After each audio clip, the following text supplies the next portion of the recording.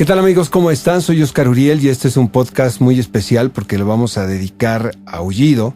Y para platicar de él está con nosotros Diego Rabasa, quien es director de Sexto Piso. ¿Cómo estás, Diego? Bien, Oscar Uriel, ¿tú? Todo bien, todo en orden. A ver, platícanos, ¿por qué la relevancia de este poema? ¿Por qué este poema, a pesar de que se escribió en los 50s, nos sigue moviendo? Bueno, es como todo el mundo sabe uno de los emblemas junto con On the Road de Kerouac de esta generación beat que sacudió a los Estados Unidos, como dicen, en los años 50 y que después tuvo ecos subsecuentes en movimientos sociales como en los años 80 cuando estalló el tema de la Guerra Fría. Y creo que jugó un papel central en los Estados Unidos porque, pues, como todos sabemos, también ha sido una nación que fincó su desarrollo y su idiosincrasia social en base a la homogeneidad del deseo, ¿no? Desde que todos quisieran las mismas cosas, el famoso American Way of Life, ¿no? Como insertarte en una especie de maquinaria social de producción en la que eres una especie de eslabón de una gigantesca maquinaria y el libre albedrío está bastante acotado por todas partes, ¿no? Norman Mailer, justo, que fue uno de los principales de los principales defensores del movimiento beat, decía eso, ¿no? Que en juego estaba nada menos y nada más que la capacidad de rescatar el valor del individuo en los Estados Unidos con el tema del movimiento beat. Es decir, fueron como un movimiento completamente contracorriente con esta idea de que todos teníamos que perseguir los objetos del deseo, digamos, del mainstream, y defendió esta posibilidad de vivir en los márgenes, de vivir a contracorriente. Y si bien las banderas de pronto políticas o incluso las consignas sociales que utilizaron los beats nos puedan sonar un poco anacrónicas ahora, creo que lo que hay que rescatar es justo este espíritu que apela por su derecho a decidir cómo quiere vivir políticamente, religiosamente, sexualmente, etcétera, etcétera. ¿Tú crees entonces que, por ejemplo, este poema va a ser vigente porque se va a poder utilizar como emblema y como bandera de cualquier movimiento joven reaccionario? Exactamente, yo creo que sí. Creo que justo el problema ha sido que el tema hipster, porque pues los hipsters originales son ellos, ¿no? Exacto. El tema hipster... se ha perdido un poco la esencia, ¿no? De lo totalmente. Que es, ¿no? Un hipster, ¿no? Se volvió una cosa frívola, superficial, como una cosa que tiene que ver con la imagen, ¿no? Y tú sabes que las imitaciones pues siempre son malas, ¿no? O sea, el sentido de lo original siempre tiene una efervescencia y un valor y un arrastre mucho más poderoso que las imitaciones que vienen con el tiempo, ¿no? Yo creo que más allá de rescatarlos, digamos, de rescatar la manera en la que vivían, las cosas que decían, hay que rescatar su postura existencial, ¿no? O sea, es la postura de decir el espíritu, exactamente, el espíritu combativo. Y yo creo que eso en Aullido se ve de manera... Es que el poema, que además sé que eres un gran fan, seguramente lo conoces mucho mejor que yo, que está dividido en 3 secciones. O sea, en la primera sección está como mostrada, pues está diciendo estos hombres que, y en el que dice una serie de cosas que hacían, ¿no? Pues vagaban por las calles, en los ferrocarriles, con un consumo hiperexacerbado de drogas, que tenían una sexualidad que no tenía ninguna especie de distinción con respecto a los géneros, etcétera, etcétera. La segunda parte, que está dedicada al dios de la guerra, Moloch, en la que me parece que lo que hace Ginsberg es decir, o sea, nosotros éramos una especie de vagabundos que portábamos una especie de flama interna que íbamos tratando de propagar por los callejones y los lugares inmundos en los que nos podíamos mover porque no pertenecíamos a la esfera de lo socialmente aceptado. Y después dice, bueno, pero es que en realidad este gran dios de la guerra, que en el libro ilustrado por Drucker está ilustrado el Moloch como una especie de gran minotauro, dándole como un carácter mítico a la narración. La culpa es del mundo, ¿no? O sea, este gran dios de la guerra en realidad es el mundo que está atacando a las personas que quieren ser diferentes. Y la tercera parte pues es como decir, y miren en lo que acabamos, ¿no? La narración de su amigo a quien está dedicado el poema, Solomon, que está pues, completamente abatido por la locura, siendo sometido a terapias de electroshock, etcétera. Entonces es primero el espíritu, después el espíritu enfrentado al mundo, y tercero, como decía Kafka, ¿no? En la lucha entre tú y el mundo, siempre ganará el mundo. Creo que en esas 3 partes debemos de verlo no tanto como un movimiento específico de la época en la que surgió, sino como una disputa de un espíritu rebelde que trata de autoerigirse como la única autoridad que puede dictaminar cómo quieres vivir tu vida, un mundo que te oprime y que siempre va a ser tu adversario cuando quieras vivir en los márgenes, y después pues casi el indefectible resultado de esta lucha entre el mundo y uno. Estamos platicando antes de grabar la entrevista sobre estos intentos que ha habido de llevar al cine el espíritu beat, ya sea en interpretando las novelas o en biopics. Creo que le habían dado en algunos documentales. Hay uno que es The Life and Times of Allen Ginsberg y lo recuerdo perfecto.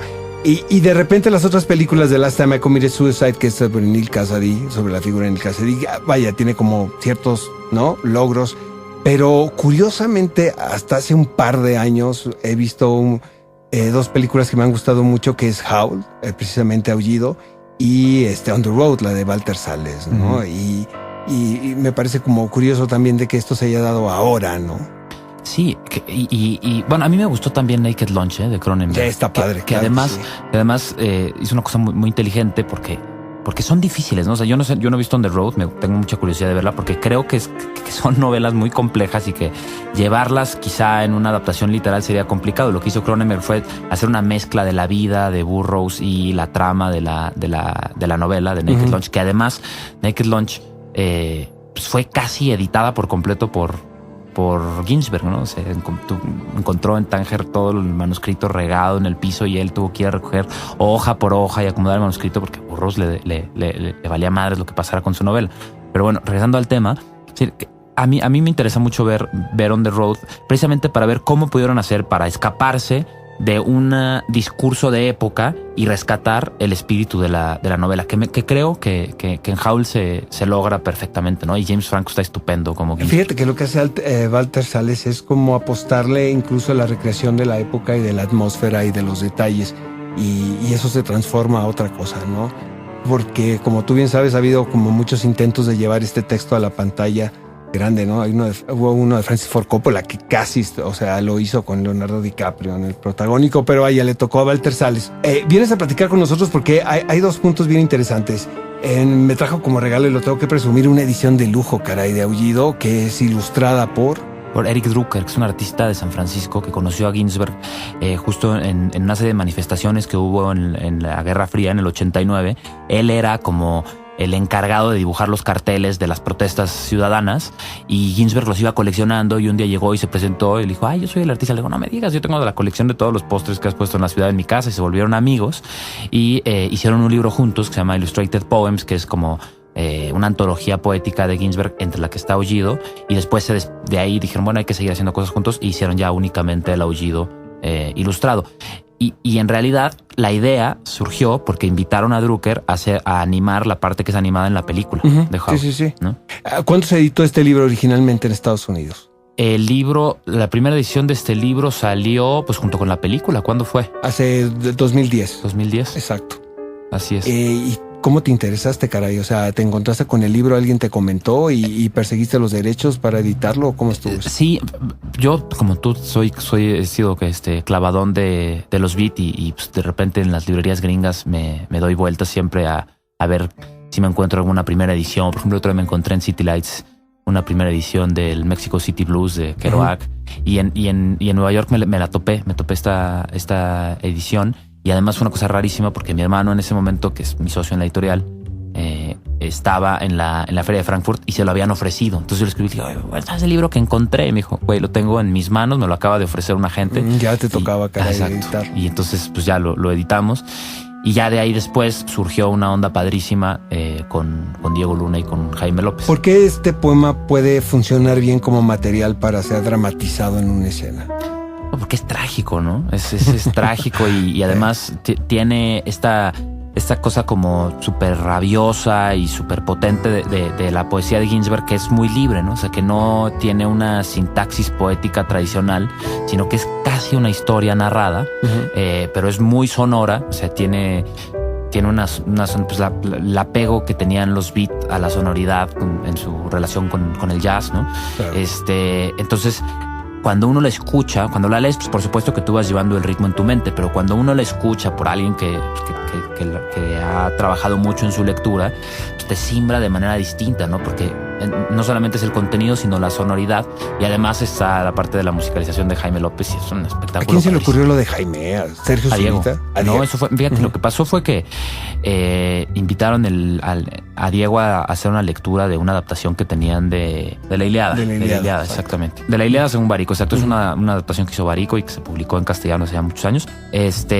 Y entonces lo invitaron a hacer esa lectura en el Hey Festival de Jalapa. El Hey Festival es un festival literario, es como el Woodstock de las letras. Y entonces lo invitaron a hacerlo en Jalapa, salió increíble y después lo invitaron a la edición de Cartagena y él dijo, oye, pero pues hay que hacer algo distinto.